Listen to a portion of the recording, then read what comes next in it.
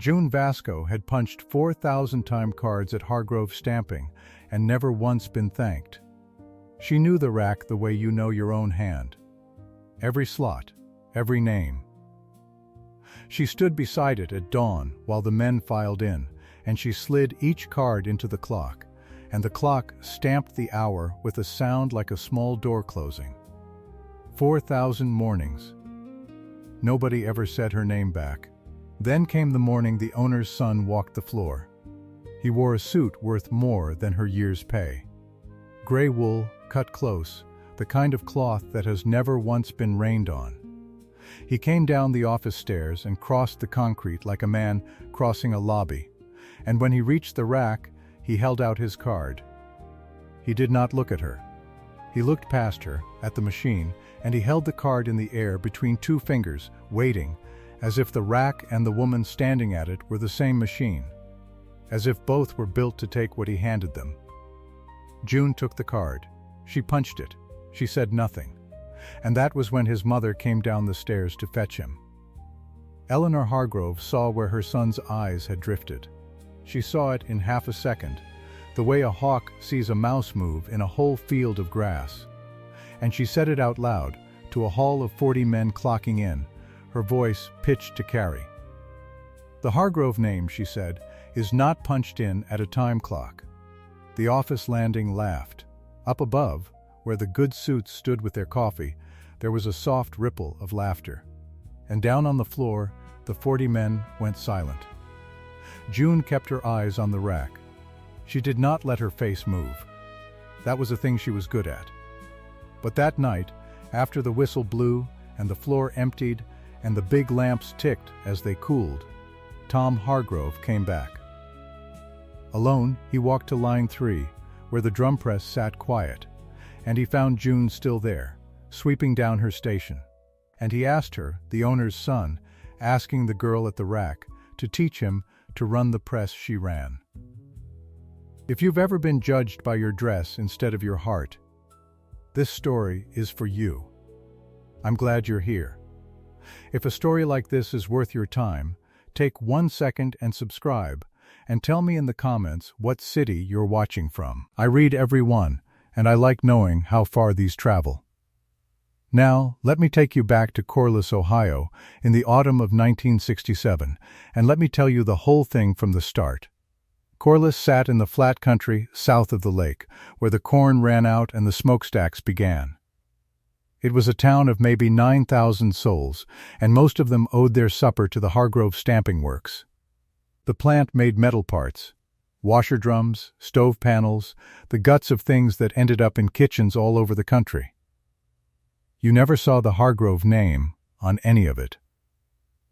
But it was in there. It was in 10 million American homes, holding the clothes and heating the suppers, and nobody knew. June Vasko knew. She'd stamped the drums herself. She was 24 that autumn. She had dark brown hair she wore parted down the center and twisted up off her neck, the way her mother had worn it, and deep green eyes that noticed everything and gave away nothing. She was not a soft-looking girl. She was wide through the shoulders from 3 years on the press, and her hands were hard, and there was a set to her mouth, a dimpled, stubborn set that men mistook for temper. It wasn't temper. It was a person carrying a great deal and refusing to set any of it down where you could see. She woke every morning at 4:30. In the dark she built up the stove, and she set the coffee, and she laid out her father's pills on the saucer by his chair. Frank Vasko had been a press hand at Hargrove for 30 years. 3 years back a die had let go on line 3, the very line his daughter now ran, and it had come down on his hand and his hip and taken the working part of both. There had been no settlement. There was no such thing. Not then. Not there. There had only been a foreman's quiet mercy and a check that came for 6 weeks and then stopped. Frank could stand now, on a good day, holding the fence. On a bad day he sat by the window and watched the road. So June carried the house. She carried it on a press hand's wage. Every dollar had a job before she earned it, the light bill, the coal, the pills, and $1 always set back against the note on the house. The note was held by Ashford Savings, downtown, and it was small, and it was patient, and June meant to keep it that way by never once being late. She did not ask for more than her card and her wage. That was the thing about June that the whole floor came to trust. She never reached. She'd bring a man's forgotten lunch pail down the line without a word. She'd stay late and never mark it. She was the one you told a trouble to, because she'd hold it and not spread it. The men on line 3 would have gone through a wall for her, and she never once asked them to. She had decided, somewhere along the way, that wanting anything above her station was a kind of trespass. A punishable thing. She'd watched her father want to be treated fair, and she'd watched what wanting it had cost him. So she wanted nothing. She kept her head down. She punched the cards. Up above the floor, behind the glass, was the office. And in the office was the family. Old Vincent Hargrove had built the place up from what his father left him, and now, at 61, he was failing. His heart, the men said. He came in 3 days a week and sat behind his desk and looked out the glass at the floor like a man looking at the ocean. He was half withdrawn from all of it. But he had one thing left he wanted, and it burned in him steady. He wanted the plant to outlive him. He wanted it to still be running, still be Corliss's bread, long after they'd put him in the ground. He'd made money that he was proud of and money that he wasn't, and there was a thing buried in the second kind, a thing from the very beginning of the plant, that he never spoke of and never quite stopped hearing. His wife was Eleanor. You have already met Eleanor. You met her on the stairs, saying the thing about the name. There is not much more to know about her than that, except that she believed it all the way down. Eleanor Hargrove was 55, and she was the class rules given a face and a good hat. She believed that a name was a thing you kept clean, the way you keep silver clean, by never letting the common air touch it. She had a plan for her son, and a plan for the plant, and the two plans were the same plan. Tom would marry Cynthia Ashford, the banker's daughter, and the Hargrove line would stay bright, and in time the plant would be folded upward into something larger and cleaner. And the name would rise off the factory floor entirely, up where names like theirs belonged. That was the whole of Eleanor's religion. She would read no book that argued against it. She would, in fact, read very little at all that she thought beneath her, and that habit, small as it seems, is going to matter a great deal before we're done. And there was Tom. Thomas Hargrove was 27, and he had been groomed for the front office since before he could shave. He had the salt already coming in early at his temples, dark brown eyes, a short mustache his mother tolerated. He was not a cruel man. That morning at the rack, when he'd held his card out without looking, that wasn't cruelty. That was worse, in a way. That was not seeing at all. He had been raised on a landing, looking down, and the floor was a thing that happened below him. A hum and a heat and a smell of oil that meant money was being made. He had never once thought about the hands. What Tom wanted, though he could not have said it plainly, was to matter as a man, not as an heir. He was tired of being a thing that would inherit. He wanted, just once, to be weighed for himself and found to be worth something. And he had a blind spot the exact size of that wish. He believed that if he could only come down off the landing, step onto the floor, get some oil on him, that would be the whole price. He thought paying the floor's price was a thing you could do in an afternoon. He was about to start learning otherwise. It began because Vincent sent him down. The old man called Tom into the glass office one gray morning and told him it was time he learned the works. Not the office. The works. "You'll run the front of this place someday," Vincent said, "and I'll be damned if you'll run it having never touched it." Eleanor did not care for the idea. But Vincent, failing as he was, still owned the name she loved, and so she let it go. She let it go the way you let go of a rope you fully intend to pull back. So Tom came down the stairs. And that first morning is the morning you already know, the card held out, the eyes gone past her. The machine and the woman made one thing in his mind. And his mother's voice from the stairs. The name is not punched in at a time clock. The laugh above. The silence below. June went home that night and said nothing about it. She built up the stove. She laid out the pills. Her father asked how the day had gone, and she said, "Fine, Pop, same as ever." She did not tell him that the owner's son had looked through her like glass. There was no use in it. It would only make Frank angry, and Frank could not afford to be angry anymore. Anger cost a man his rest, and rest was most of what he had left. But Tom came back. That's the part that turned it. If he'd stayed on the landing, it would have been just another slight, 1 of 1,000, and June would have folded it into the rest and carried it, and you'd have no story. But that night he came back down. He'd been up in the office at the day's end, and something had gnawed at him. The silence of those 40 men, maybe, or the flatness in the girl's face when she'd punched his card. A flatness he could not read, and could not stop trying to read. So after the whistle, after the floor cleared, he came down the dark stairs, and he walked to line 3. She was still there, sweeping her station. He stood a moment not knowing how to start. He was not a man who had ever needed to know how to start. Things had always been brought to him. Finally he said, "I'm told you run this press better than any man here." June kept sweeping. "It's a machine," she said. "It runs the same for anybody who respects it. Then teach me to respect it." She stopped. She looked at him then, full on, those green eyes doing their quiet arithmetic. She was looking for the joke in it, the cruelty, the trap where the owner's son sets up the floor girl to be laughed at. She did not find it. What she found was a young man in a gray suit, standing where no gray suit ever stood, asking her for something with his hands open and empty. "You'll ruin that suit," she said. "Good," said Tom, "and I want you to sit with what that cost him to say, because it's not nothing." He didn't know it yet, but that good was the first true dollar he ever paid toward the floor's price. It bought him nothing that night. She showed him where the guard went and where his fingers must never go, and she let him feel the weight of the drum. And she sent him home in an oil-spotted suit at 9 o'clock.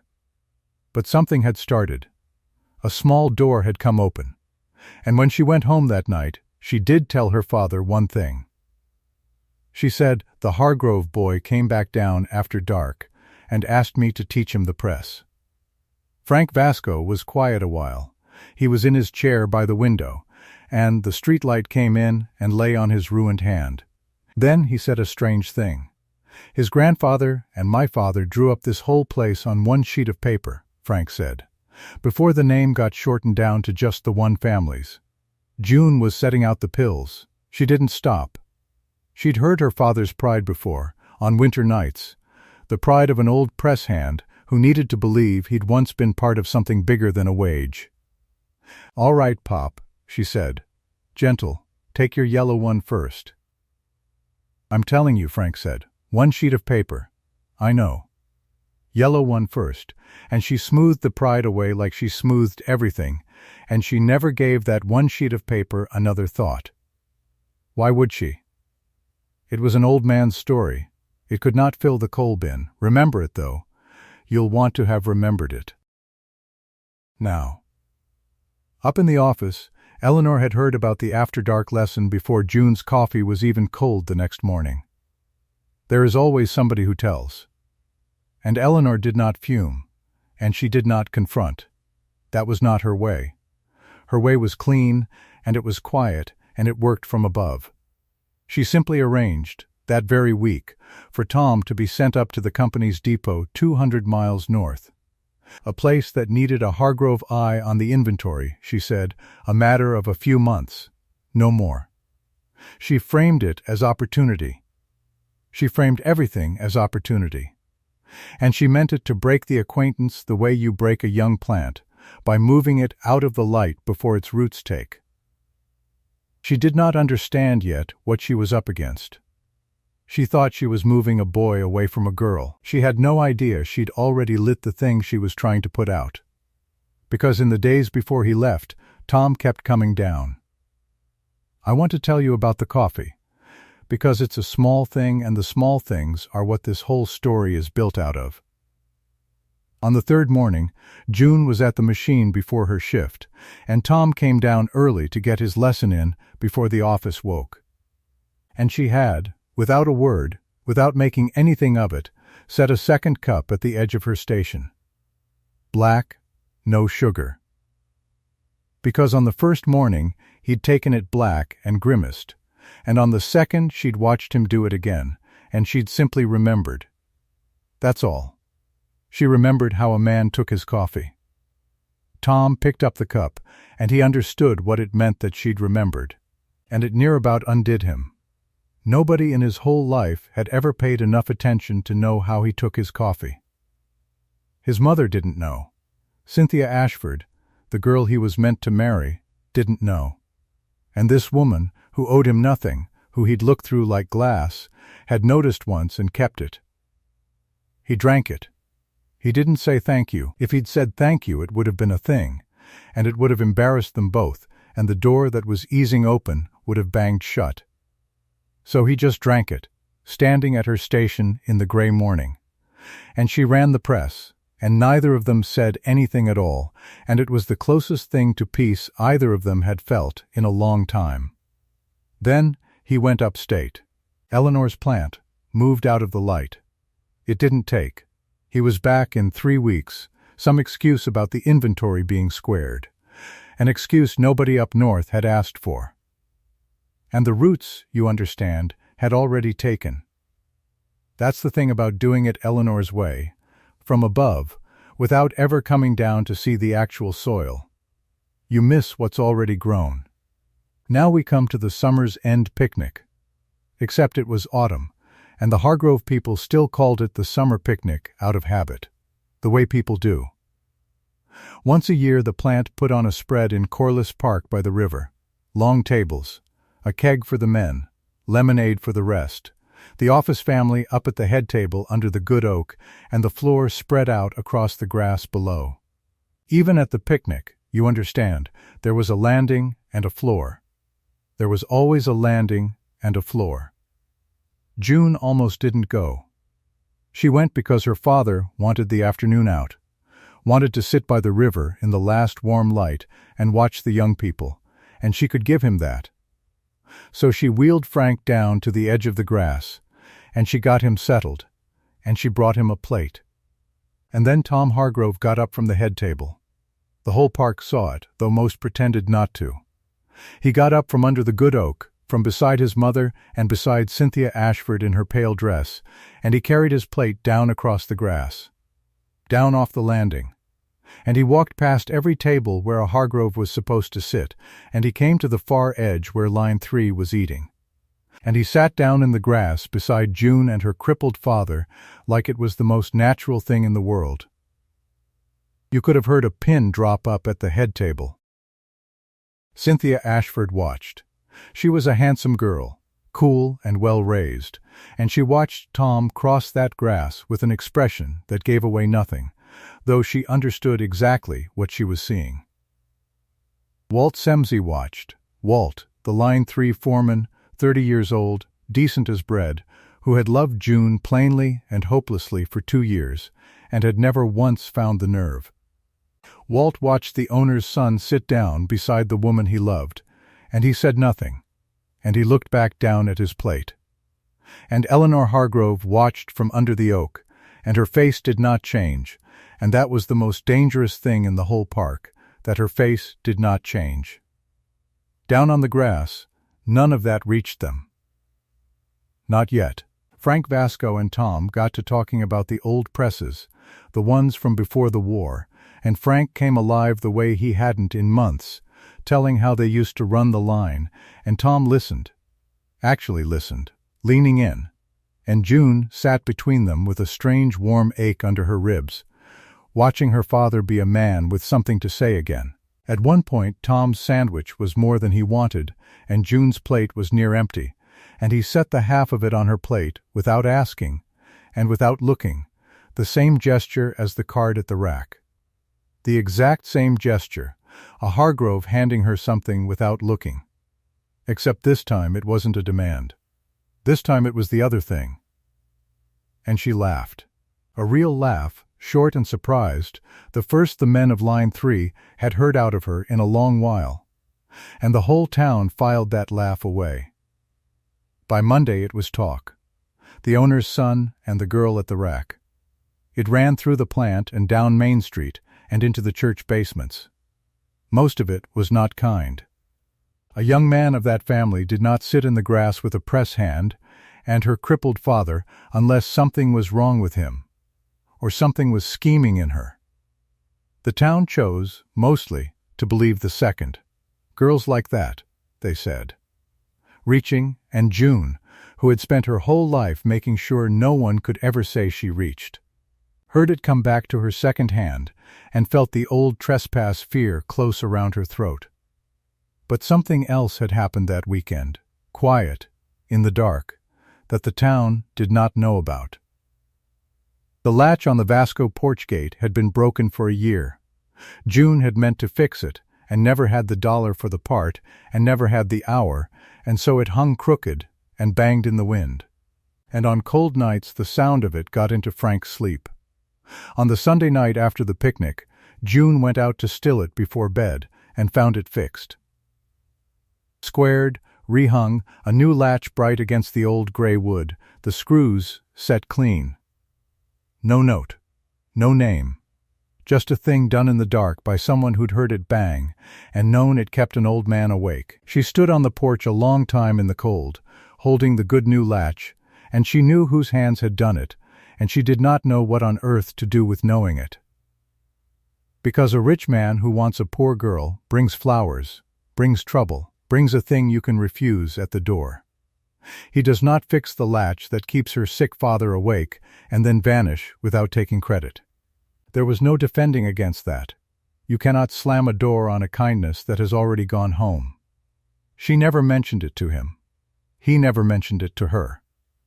But the next morning at the machine there were 2 cups of coffee again, and something between them had moved a whole degree, and neither of them said a word about it, and that was how they did everything now. In centimeters. In the dark. In things done and not spoken. Up in the office, Eleanor moved again. If the boy would not stay upstate, then the thing had to be settled here, publicly, in a way that could not be walked back. And so Eleanor set about pushing the Ashford matter forward. She had lunch with Cynthia's mother. She had the banker himself, Harold Ashford, to dinner, Harold Ashford, who held every important note in Corliss, including, though June did not think of it that way, the small patient one on the Vasko house. Eleanor began, very gently, to build the announcement she meant to spring.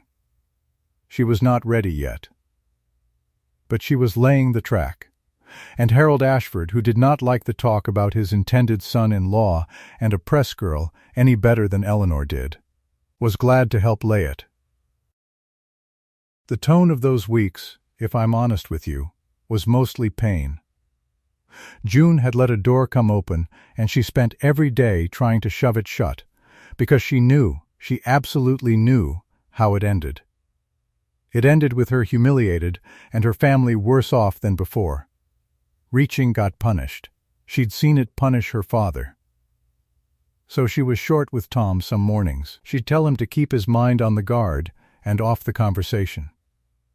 She was trying to save them both, the only way she knew, by refusing the thing before it could be taken away. And then came the dye crisis, and everything she thought she knew about her own worth got put to the test in front of the old man himself. It was a rush order. A big one. The biggest the plant had seen that year. A national appliance outfit wanted washer drums, tens of thousands of them, on a deadline that would keep every line running double, and the contract was the kind that could carry Hargrove Stamping through a soft winter with something to spare. Vincent came down onto the floor for it, wheeled to the edge of line 3 in a chair, because he wanted to see the run that might be the last good thing he built. They were 3 hours in when June heard it. It was nothing. It was less than nothing, a hitch in the sound of the press, a hair off the true note, the kind of thing you only catch if the machine has been your whole world for 3 years and you've come to hear it the way you hear your own heartbeat. Which is to say, not at all until it changes. She heard it change. She stopped her line.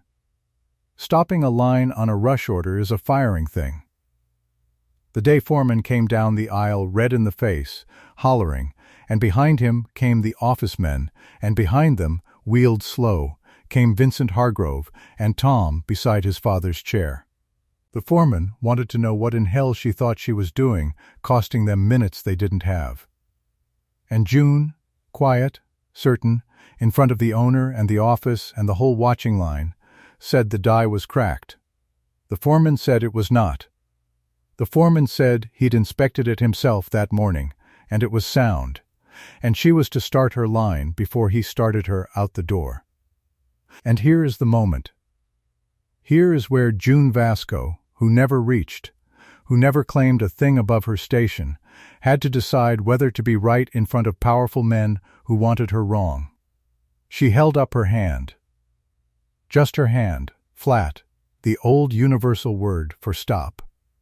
And she took the men to the die, and she wiped it down with her rag, and she showed them the hairline, a crack you could not see, that you could only find by knowing exactly where a Hargrove drum die failed, because she had run 10,000 of them, and because, though nobody said it, because a die exactly like this one had let go on this exact line and taken her father's hand 3 years before.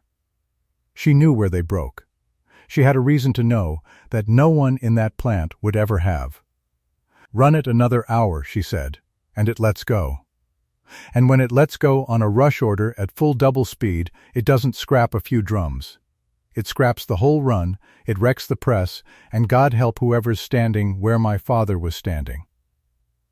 The floor went dead quiet. They pulled the die. They set the spare. And when the day foreman's men laid the cracked die on the bench and put a glass to it, there it was, the hairline, running just where she'd said, an hour maybe from failure. She had saved the run. She had saved the contract. She had, in cold dollars, saved the plant more money than she'd earn in 10 years, and she had maybe saved a man's hand or his life. Vincent Hargrove sat in his chair and looked at her for a long moment. He didn't say much. He was not a man who said much anymore. But he said, "What's your name?" And she told him. "Vasko," she said. "June Vasko." And something crossed the old man's face when she said Vasko, a flicker, gone before you could name it, the look of a man who's heard a note he thought he'd forgotten. He filed it away, and he had them mark that no pay would come out of her card for the stopped line. But it was Tom I want you to see. Tom stood by his father's chair and watched June read the medal, watched her stand her ground against 4 angry men and be right, watched her save the thing his family had built, and the look on his face was not a rich man admiring a pretty girl. It had gone past that, weeks ago, at the latch, at the coffee. This was a man watching someone do a thing he could not do, a thing no amount of name or money could buy, and understanding all the way down that she was worth more on that floor than he was, that she belonged to it in a way he was only visiting. He came to her afterward, at the machine, when the run was going clean again and the office had gone back up the stairs. And he didn't call her Miss Vasko, the way he had every day since the rack. He said, "June, just that. June, how did you hear it?" First name. On the floor. In the open. She looked up at him, and both of them knew that a line had just been crossed that could not be uncrossed. A small line, a name, but a line, and she should have corrected him. "It's Miss Vasko," she should have said, keeping the door shut, keeping them both safe. She didn't. She said, "You spend enough years listening to a thing, you hear it before it happens. And she let him keep her name in his mouth, and that was the third degree the ice gave up, and Walt Semsey, 2 stations down, heard the owner's son say June, and turned back to his work and said nothing. And something in Walt closed for good. Now it was Eleanor's turn to hear a thing she didn't like. Word of the die reached the office by noon, not as a triumph, you understand, but as a problem. The press girl had made herself indispensable in front of Vincent. She had made herself, God forbid, respected. That was worse to Eleanor than any romance. Because a romance can be laughed off, but respect is load-bearing. Respect is a thing you can build on. And Eleanor could feel, in that cold, clean way she had, that a floor was being poured under her son and the Vasko girl, that no amount of talk was going to crack. So she stopped relying on talk. She decided the Ashford engagement would be announced, and soon, whether her son agreed to it or not. Because a thing announced in the newspaper becomes a kind of fact, and facts are hard to climb back out of. She began to write it. She had the banker's blessing. She had the paper's editor to Sunday dinner. She was, in her clean and patient and terrible way, loading the gun she meant to fire at the exact moment it would do the most damage. None of that had reached the floor yet. Down on line 3, the winter drew in, and the days got short, and the 2 cups of coffee kept appearing in the gray dark before the shift, and a strange thing was happening that neither of them would have dared to name. Tom Hargrove was becoming a floor hand. Not in name.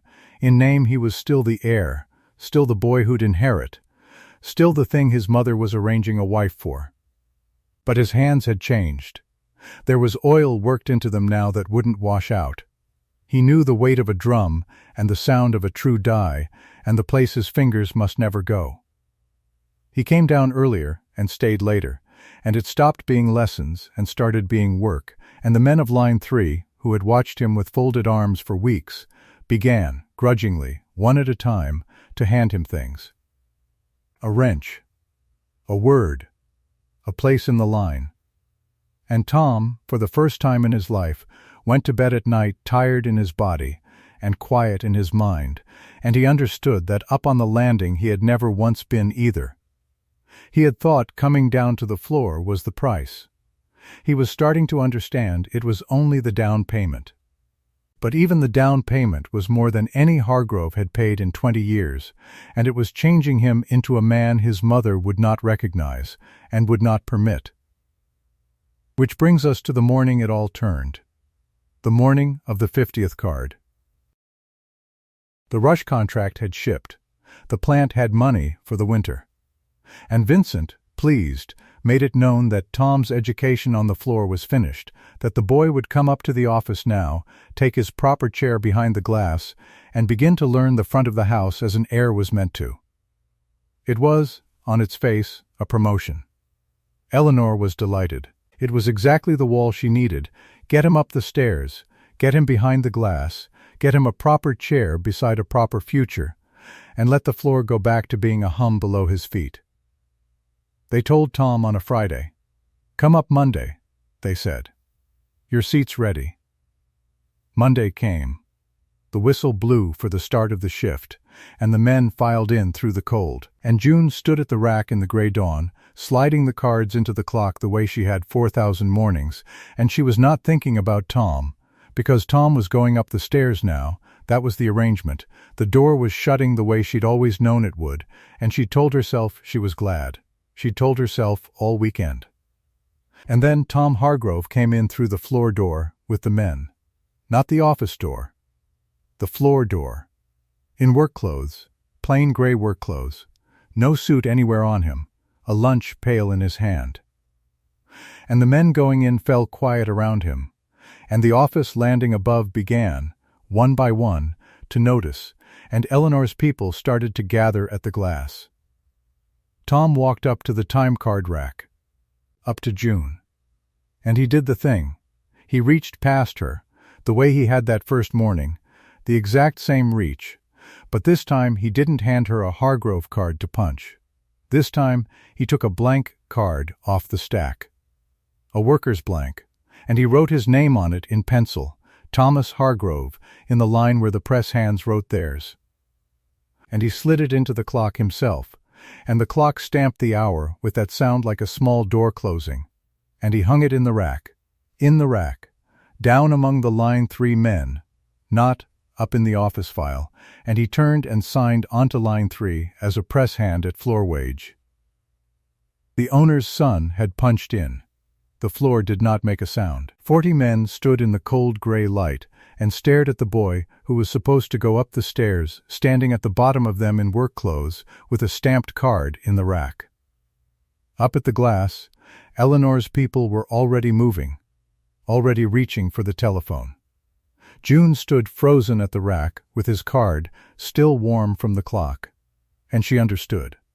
All at once, and with something close to fear, exactly what he had just done, and what it was going to cost, that he had not stepped down for an afternoon, he had stepped down in front of every witness in Corliss. In a way his mother could never unsee and never forgive. And into that dead silence, from 2 stations down, Walt Semsey, decent Walt, who loved her, who had lost her. Who could have let the rich boy stand there and drown in the quiet? Walt reached over to his own bench and picked up a spare pair of work gloves. And he crossed the floor. And he held them out to Tom. "You'll want these," Walt said. "The drum will take the skin off your hands by noon." Tom took the gloves.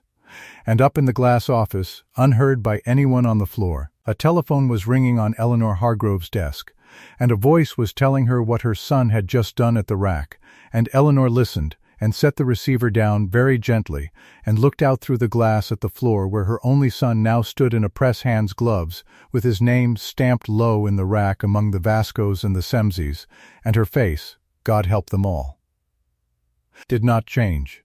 Eleanor's face did not change, and that was the frightening thing. June had seen anger before, anger she could work with. Anger burned itself out. But Eleanor set the receiver down and looked at her son through the glass with the calm of a woman who has already decided how a thing will end. Then she turned from the window. She did not come down the stairs. She did not make a scene. She simply went back to her desk, and that was worse than any shout, because it meant the war had moved somewhere June could not see it. Down on the floor, Tom pulled the gloves over his hands. "Thank you," he said to Walt. Walt nodded once. That was all. Walt was not a man who spent words. He went back to his bench, and the drum press came up again, and the floor found its rhythm the way water finds its level, and 40 men pretended not to watch the owner's son learn to feed a machine that could take 3 fingers if he let his mind wander. June showed him the feed. She stood at his shoulder and she said it plain, the way she'd say it to any green hand. "You don't fight the drum. You give it the blank when it wants the blank, not before. It'll tell you. Listen for the 3rd beat and set it on the 4th. "The 3rd beat," Tom said. "Listen." He listened. He set it on the 4th. The die came down, and the washer drum dropped clean into the bin, bright and whole. And Tom Hargrove looked at that piece of stamped steel like it was the first honest thing he had ever made in his life. And maybe it was. June did not smile. But something in her chest moved a degree it had no business moving. That was the autumn everything shifted. He came every morning after that, not as the owner's son learning the works, but as a press hand who clocked in at floor wage and did the floor's hours. His hands blistered and split and bled into the gloves, and then they hardened, the way every man's did, and nobody carried him, and he did not ask to be carried. By the 2nd week the men had stopped watching him. By the 3rd they'd started calling him Tom instead of nothing at all. Which on line 3 was the whole of a welcome. And the coffee stayed, 2 cups on the edge of her station before the whistle. He never made a thing of it. He never said he knew she'd noticed how he took his. He just set the 2nd cup down where her hand would find it, and drank his own, and they stood in the cold gray light before the machines came up, and they did not talk about anything that mattered. And that was the sweetest part of June Vasko's day, and she would have died before she said so. The first laugh caught her off guard. It was a Tuesday. The drum had jammed, a blank gone sideways in the feed, and Tom, reaching to clear it, got a fistful of black grease straight up the wrist and into his rolled sleeve, and the look on his face, the pure bewildered offense of a man who had spent 27 years never once being dirty, cracked her clean open. She laughed. Out loud.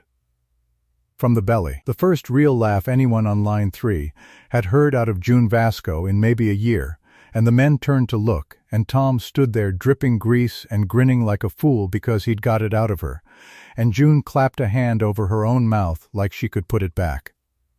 She couldn't. It was already spent, and Tom Hargrove had spent it, and he looked at her mouth when she laughed, and June turned back to her machine and felt her face go hot in the cold air. That was cycle 4, though nobody was counting but the two of them, and neither one would have called it that. Cycle 5 she never gave to anyone. She wrote him a letter. She wrote it at the kitchen table one night after Frank had gone to sleep in his chair by the window, the pills on the saucer, the radio down low. She wrote 3 pages in her plain flat hand, and she said things in it she would never say out loud. About the gate latch he thought she didn't know he'd fixed. About the coffee. About how she had spent her whole life certain that wanting anything above her station was a kind of theft, and how he had walked down onto her floor and made her want something anyway, and how she was afraid of it, and how she wished he hadn't. Then she folded the 3 pages in half, and she put them in the stove. Because June Vasko knew what the town was already saying, and she knew a girl at a time card rack did not get to keep a thing like Tom Hargrove, and she was not going to be the fool who let herself believe otherwise. She watched the paper catch and curl and go to nothing, and she banked the fire. And she went to bed, and in the morning she poured his coffee same as always. She thought she was protecting herself. She had no idea what was already coming. It came first in the newspaper. The Corliss paper ran a piece that Thursday, front of the society page, with a photograph of Cynthia Ashford in pearls, and a headline that made June's coffee go cold in her hand. Hargrove, Ashford engagement to be announced. There was a paragraph about the joining of 2 of Corliss's finest families. There was a line from Mrs. Eleanor Hargrove about her joy at welcoming Miss Ashford. There was a date for a dinner at the country club. There was no quote from Tom, because Tom had not been asked. He didn't know until he saw it on the brake bench, passed hand to hand down line 3, the men going quiet as it reached him. He read it twice. His jaw worked. And then he stood up and walked off the floor without a word, and he went up the stairs he had refused for 6 weeks. And June heard from the men later that he had put that newspaper down on his mother's desk and said, low enough that the office landing couldn't hear but hard enough that they didn't need to, "You will print a retraction." And Eleanor had looked up at her son with that same unchanged face and said, "I will do no such thing. You've embarrassed this family on a shop floor for 6 weeks. I am simply reminding the town who you actually are. I never asked Cynthia Ashford for anything. You don't have to ask. It's arranged. It has been arranged since before you could walk. The Ashfords hold paper all over this county, Thomas, and you are going to marry into safety, whether you have the sense to be grateful for it or not." "I won't." "You will," Eleanor said, "or you will watch what happens to the people you've been playing house with down there." That was the first June heard of the threat, second-hand, and she didn't understand yet how much steel was behind it. She would. But first there was the dinner. Tom came to the Vasko porch on the night of it in a dark suit, and he stood at the fixed gate latch, and he asked June to come with him to the country club. "I'm not invited," June said. "You're invited by me. That's not the same thing, and you know it. Come anyway." He was standing on her steps in his good clothes with his split-heeled press hands hanging at his sides, and he said, "I am tired, June, of letting them tell me which rooms I'm allowed to want you in. Come, wear whatever you've got. Stand next to me. Let them look." Frank spoke from his chair by the window, through the screen. "Go on, girl," his ruined voice. "I want to hear about it."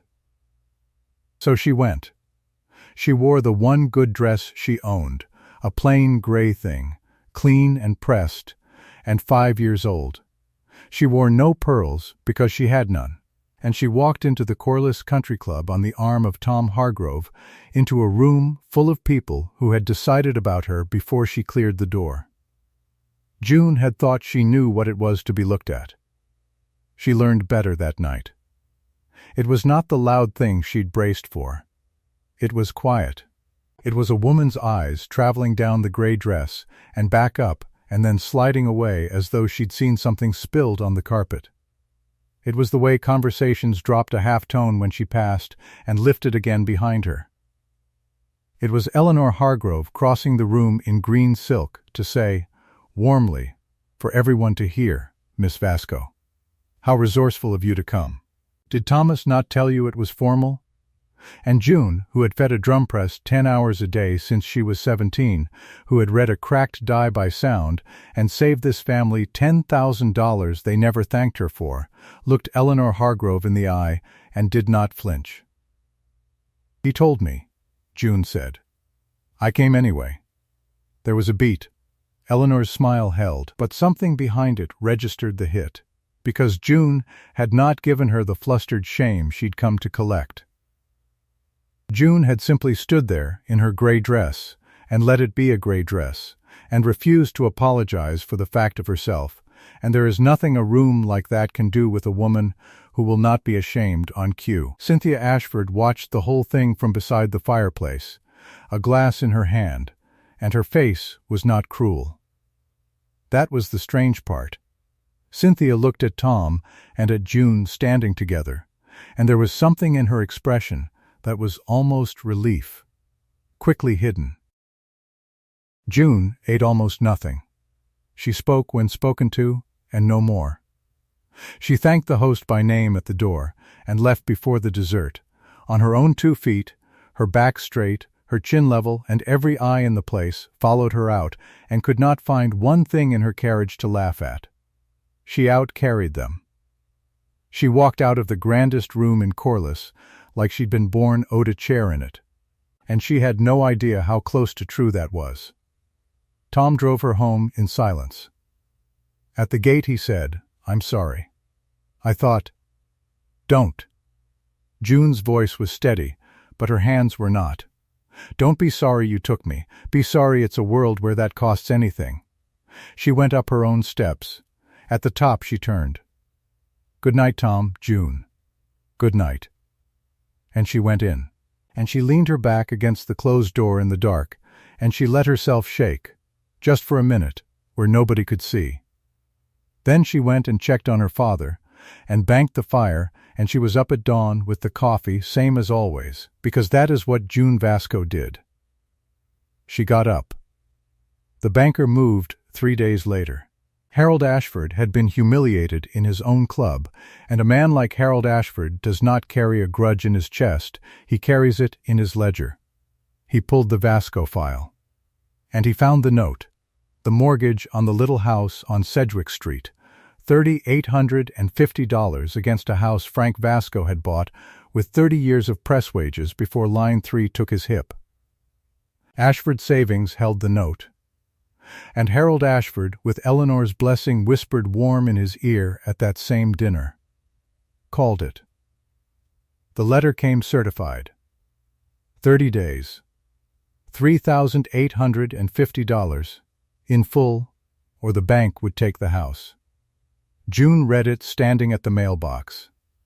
She read it 4 times. There was no version of 30 days in which a press hand's wage became $3,850.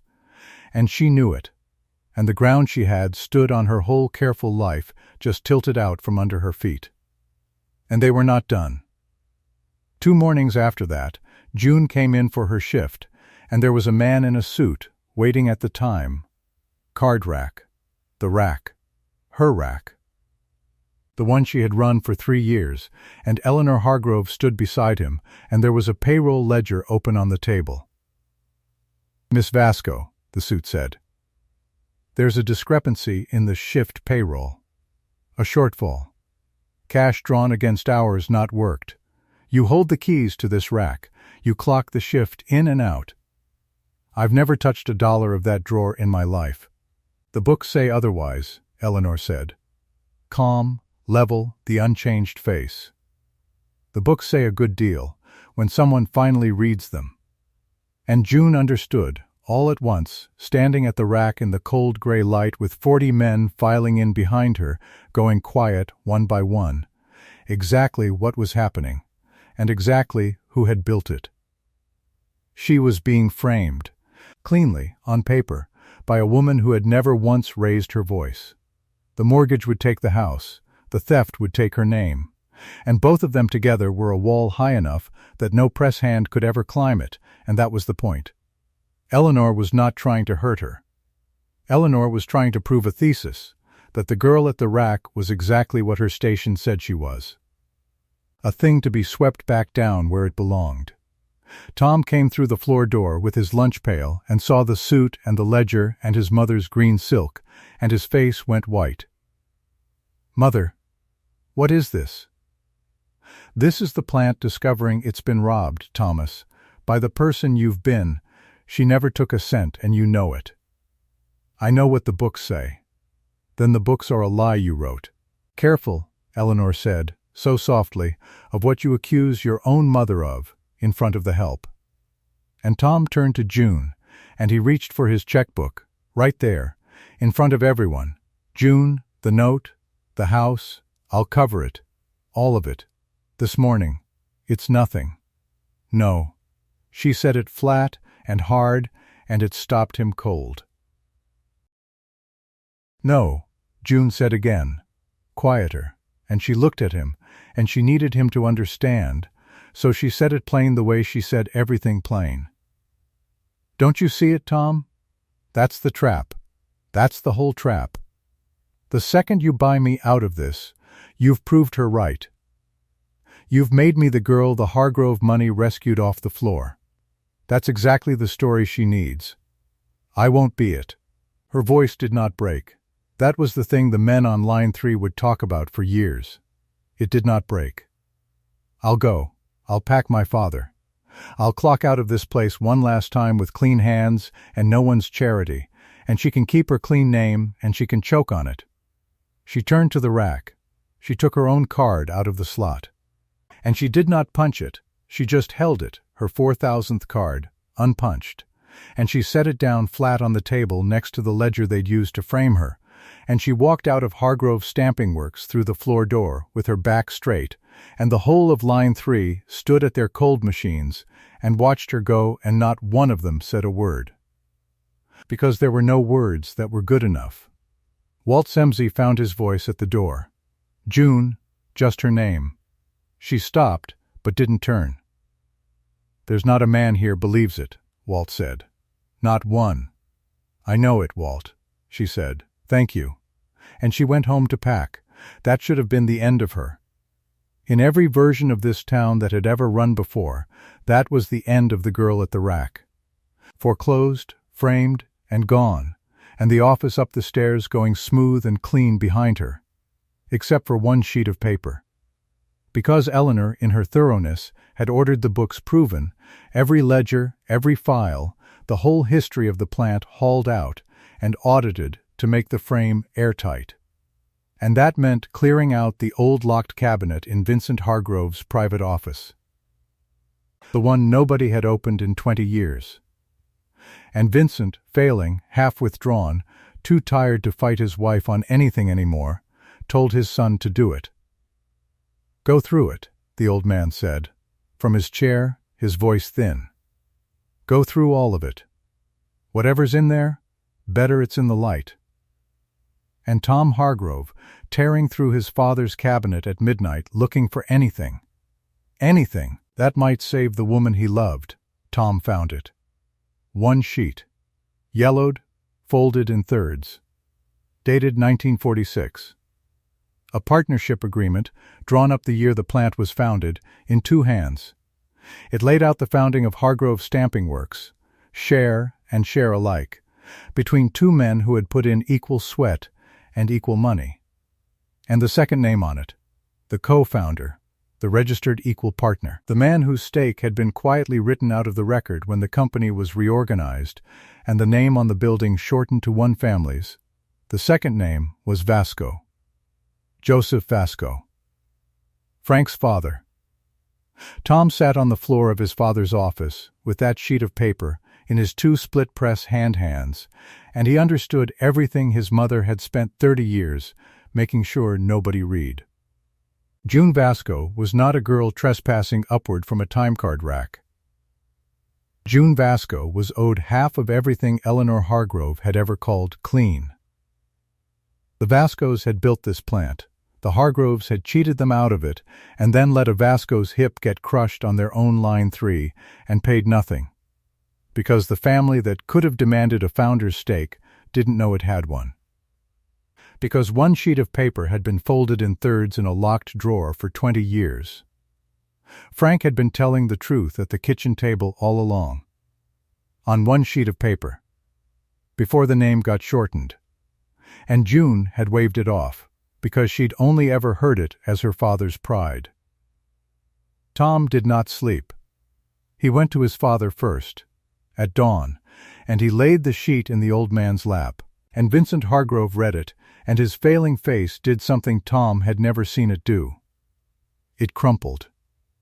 The old man put his hand over the second name, over Vasko, and he closed his eyes, and he said, "I wondered if it was still in there. God forgive me. I always wondered." And that was when Tom understood the recognition on his father's face the day he'd heard the name at the die crisis. Vincent had known. Vincent had carried it his whole life, the buried guilt that built the vault. "We're going to fix it," Tom said. "Today, in front of everyone." The old man opened his eyes. "Yes," he said. "Wheel me down. I want to be there. I've owed it long enough." They set it for shift change. The whole plant was there, because Eleanor had made sure it would be. She had scheduled the foreclosure papers to be signed on the floor at the change of shift, a public lesson, the girl's house taken in front of the men who'd trusted her, so that no one on Line 3 would ever again forget where the line was. The office landing filled up above.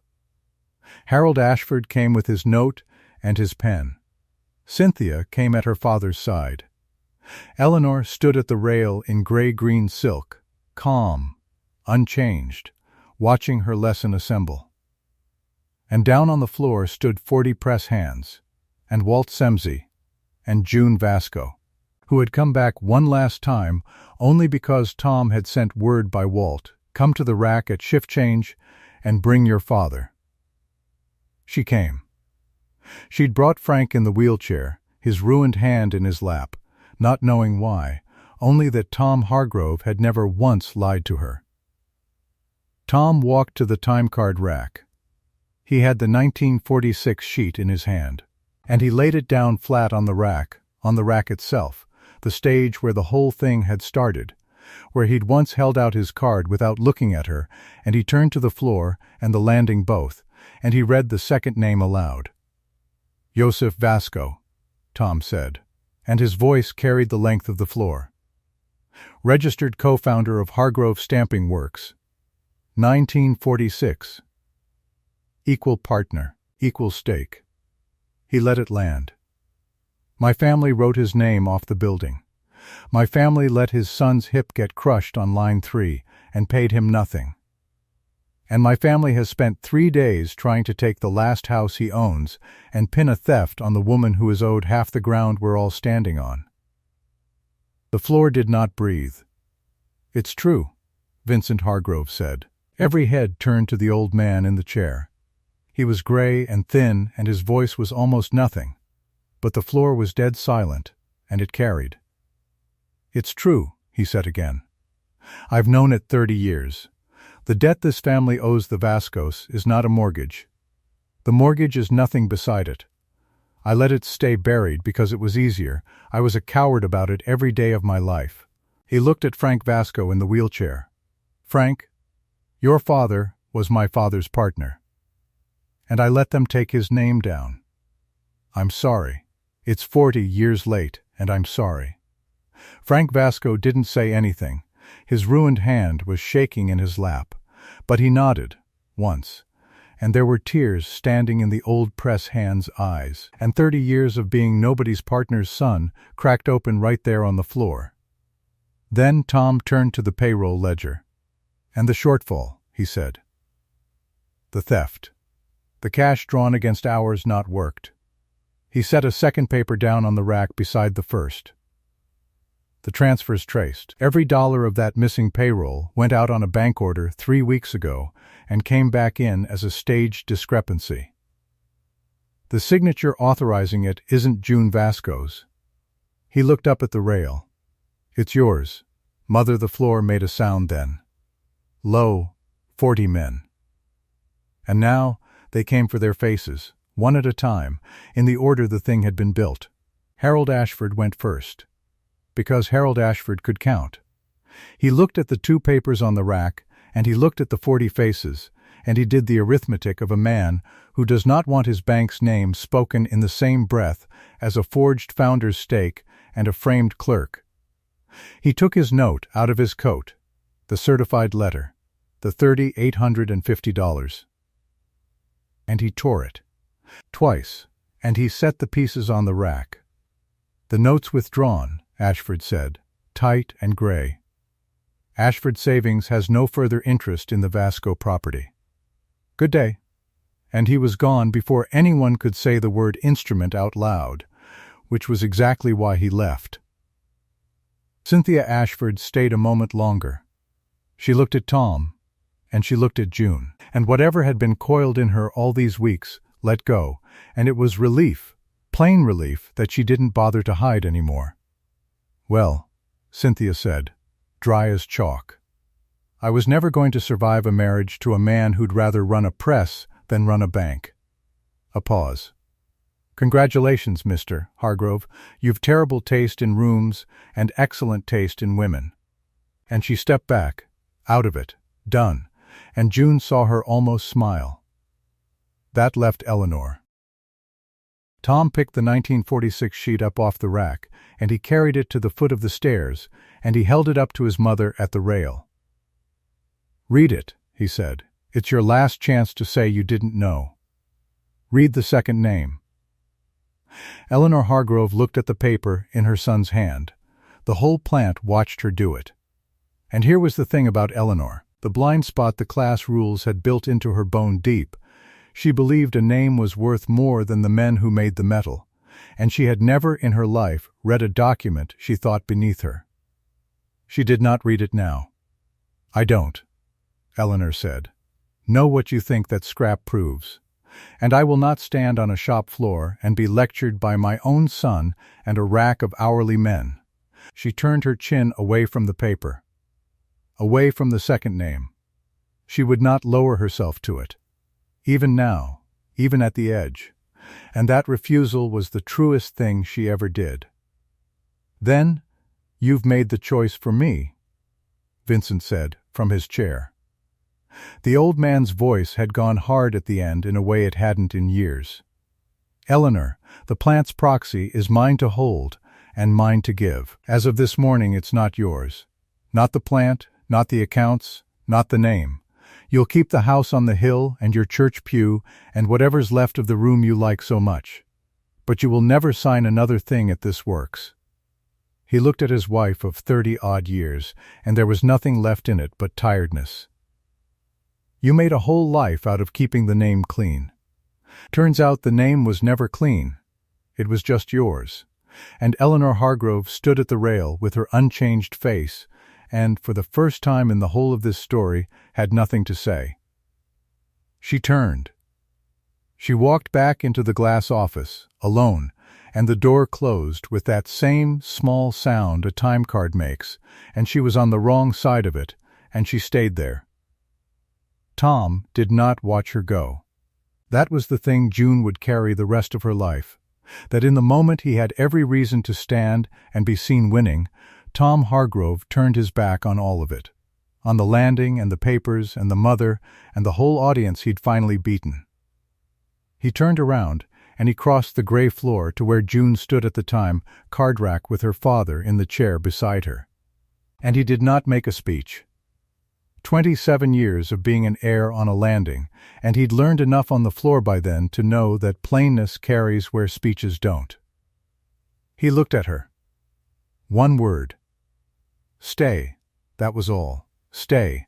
Not a founder's stake, not a fortune, not an apology big enough for the room, just the one contained word, worth the whole of it. The declaration he'd been walking toward since the morning he held his card out without looking at her. And the floor, not the office, the floor, the 40 men at their cold machines, the floor is what applauded.